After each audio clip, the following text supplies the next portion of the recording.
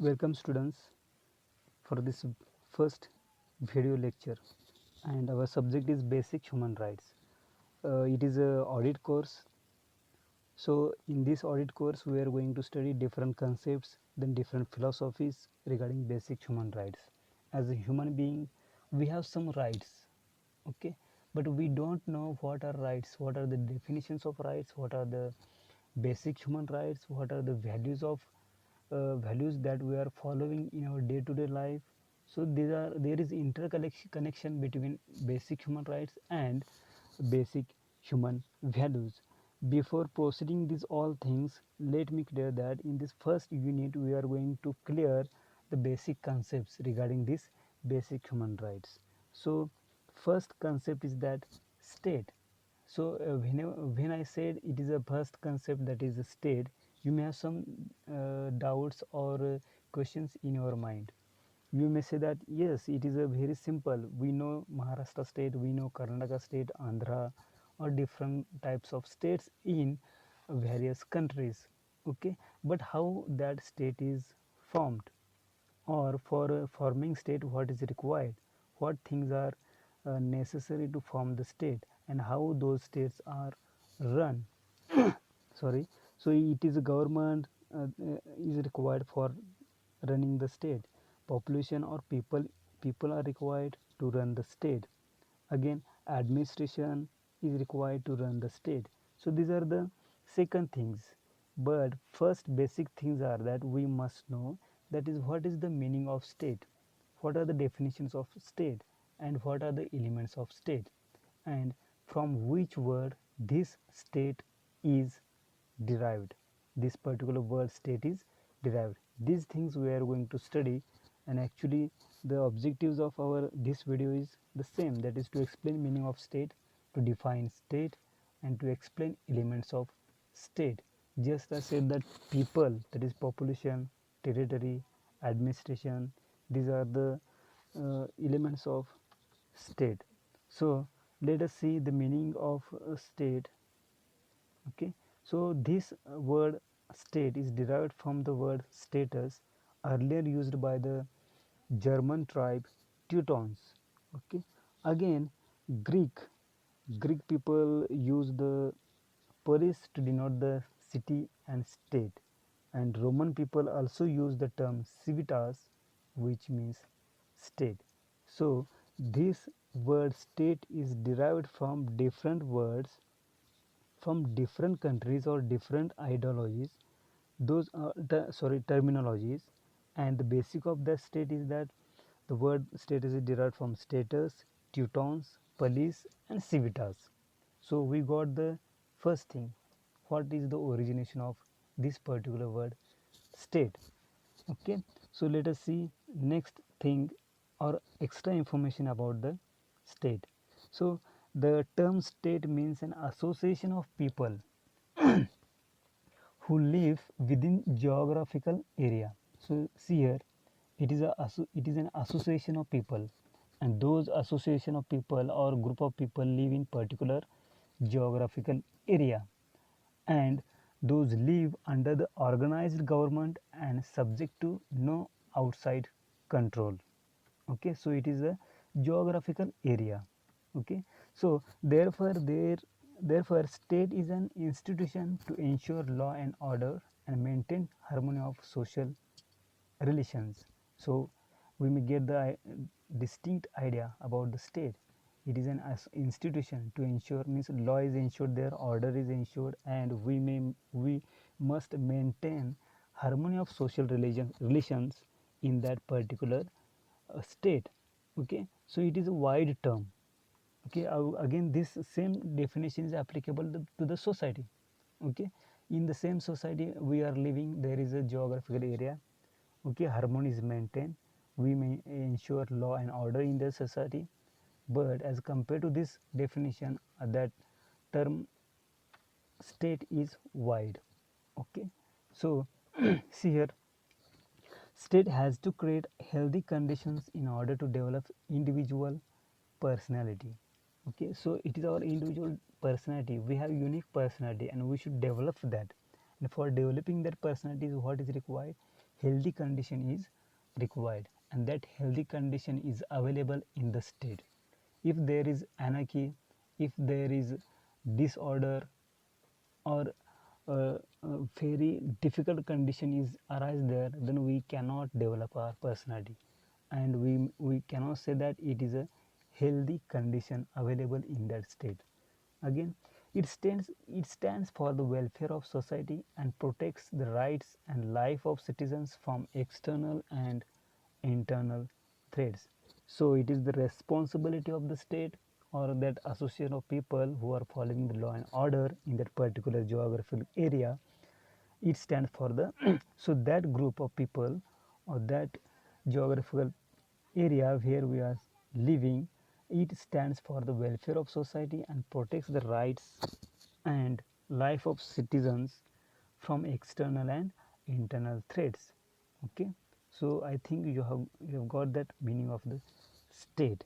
Okay, so again, next query you may have, that is, what are the external and internal threats? Obviously, we are living in the society. Before that, we live in our family, so we may have some threats from outsiders, and by observing those threats, we may not give the permission to other people, unknown people, to enter our home. Likewise, we may not give the permission to other people who are threats to our society, to the state or country. Okay, so these are the basic things which are related to the definition or meaning of state. So let us see the definitions of state. It has different definitions or varied definitions which is found by different philosophers and thinkers. So see, here first definition is given. It is a common definition. See, the state is an association of family and their common positions, governed by supreme power and by reason.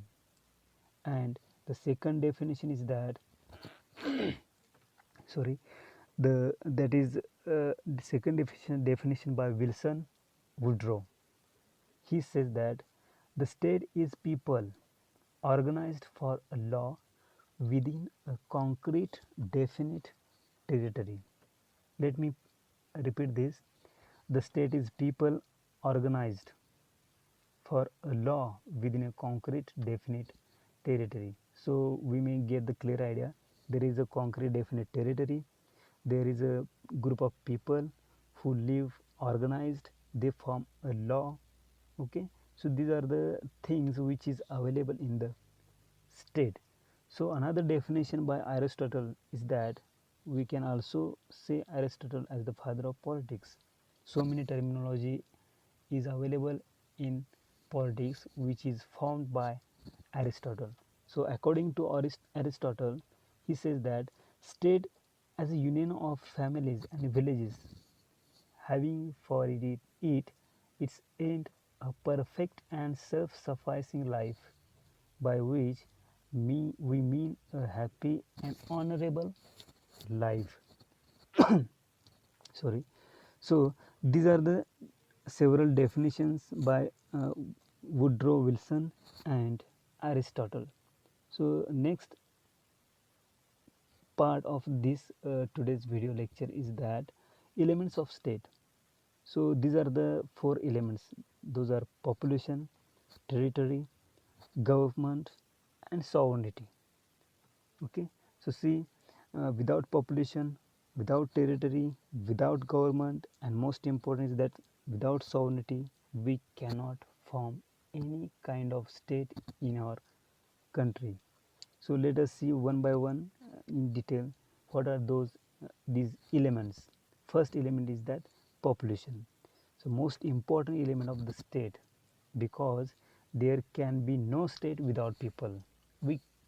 We can't imagine that any state is available on this earth is without people. Okay, so there is again next thing is that there is no limit for the number of citizens in a state. So we may think that only 10,000 people are only available in the state, 1 lakh people are available in the state. Okay, so same question is raised here. The question is that what is the number of people in a state? how many people should be lived in that particular geographical area following the law and order. See here. So see, Plato says that an ideal state consists of 5040 people in a state, and Aristotle has different view. His view is that 1 lakh number of people is too many. Hmm?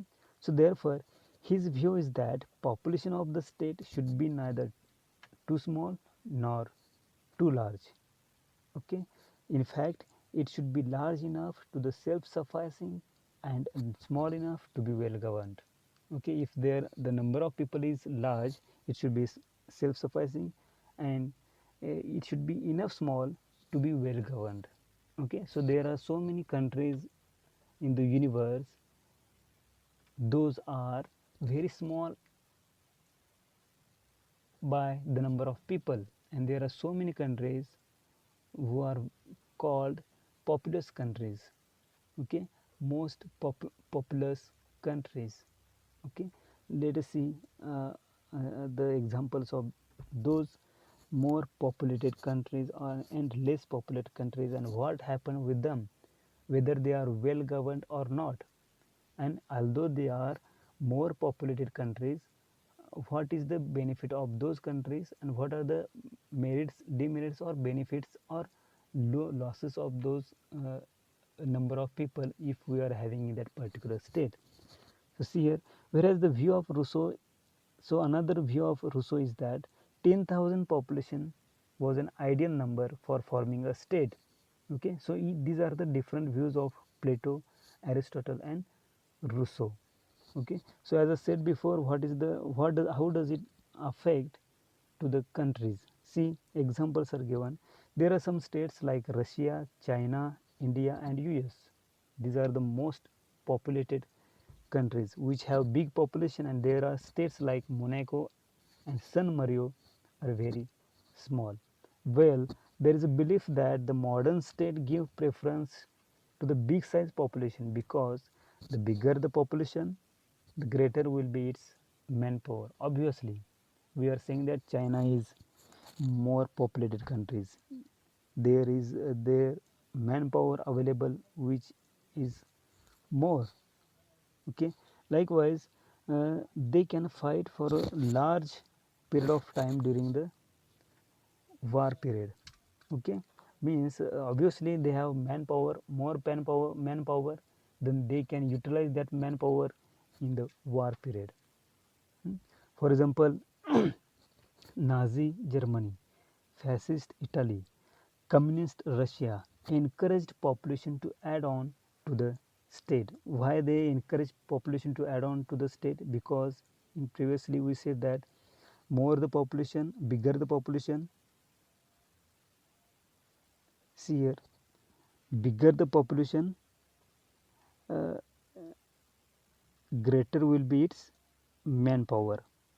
Okay, and we can use that manpower to fight for larger period of time during the war period.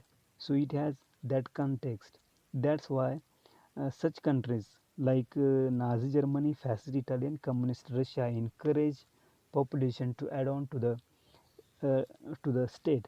While considering the population of state, we have to study not only the number or quantity, but also the quality of the people inhabiting the state.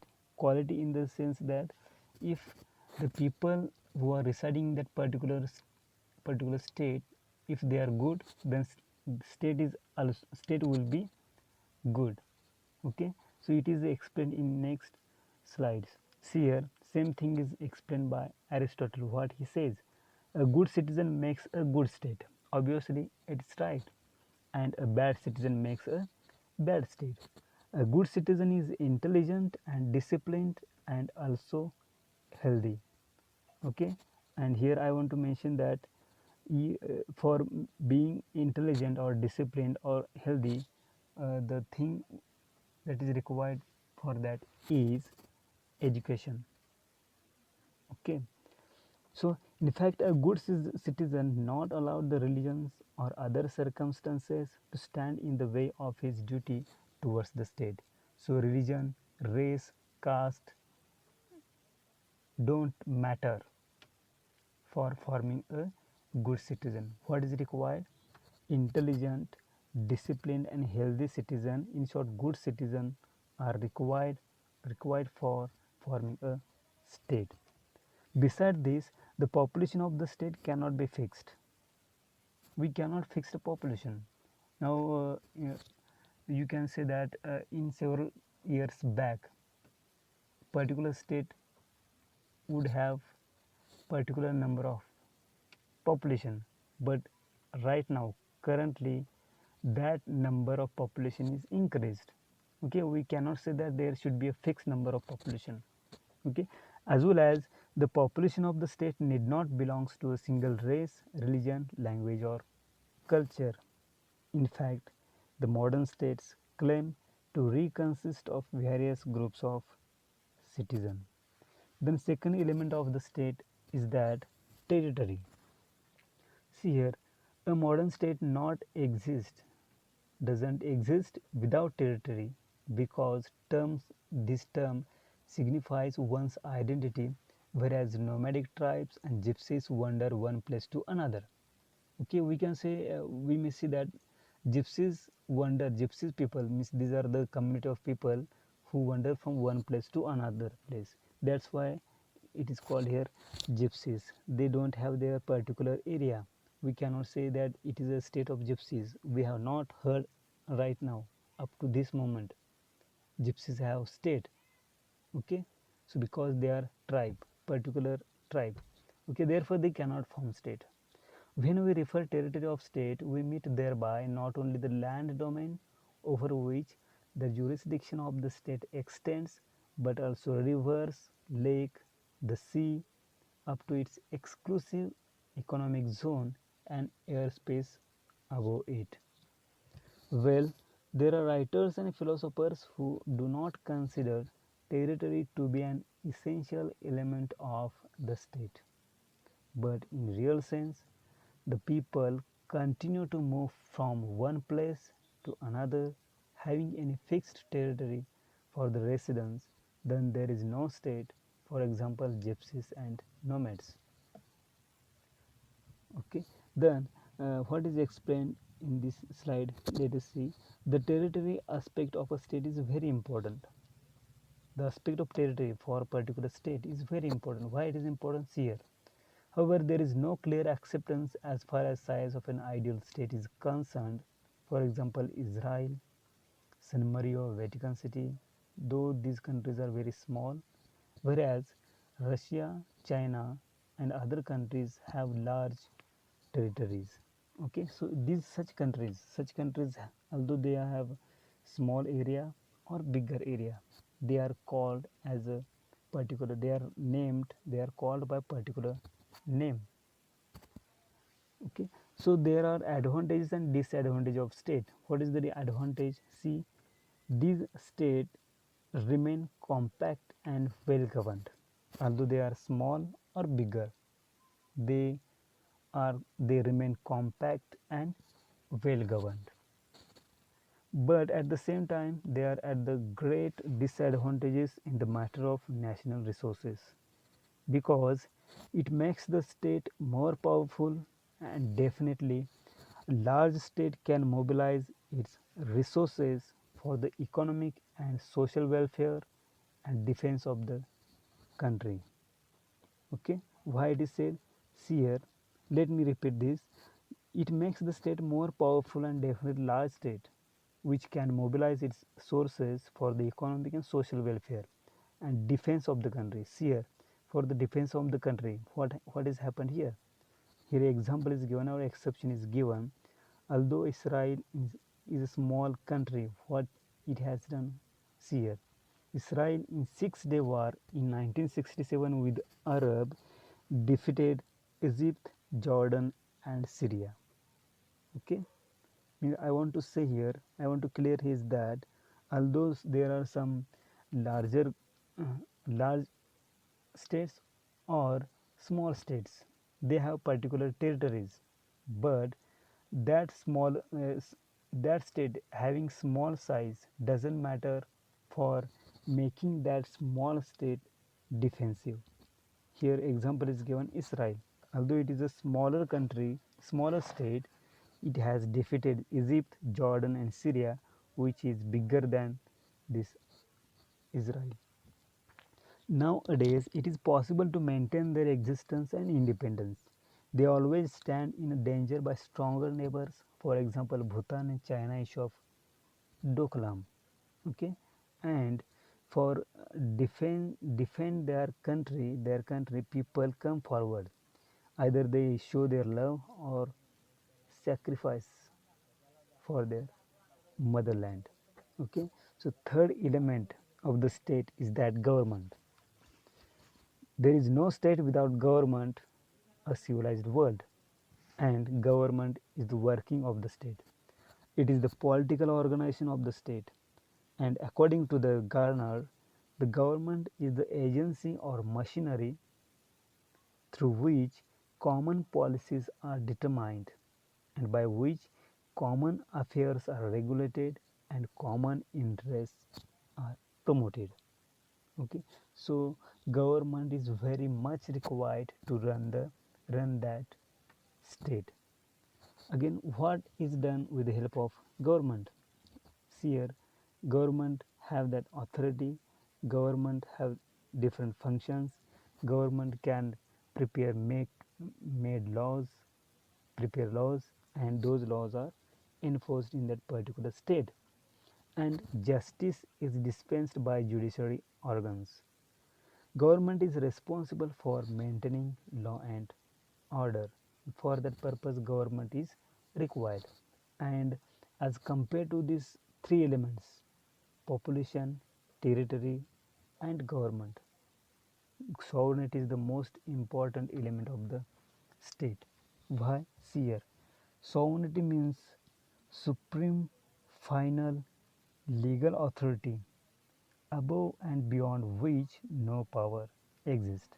Sovereignty means supreme final legal authority, and that supreme final legal authority is available to the people, available to the single person. Okay, so see, the law and order is maintained, followed for the sake of development of the common people, and those common and the same common people cannot violate their rights. Okay, means at the end that power is given to the people, and people are also responsible to form that state, to govern that state properly, and without sovereignty there is no state in legal sense. Means if common people is living, residing in that particular state unlawfully, if he is doing wrongdoings in that society or particular state, then at last we cannot say that that state is well governed, there is healthy condition is available, and there are more chances or environment is available to flourish the personality of the people. If wrongdoings are happening in that particular state, then we cannot say that that particular territory is called as a state. So these things we have studied here, the elements of state, meanings of state, and different definitions of state. I hope that you might have understood well these things in this particular video. We may study another concept in this first unit. Till then, thank you so much. Let us stop here.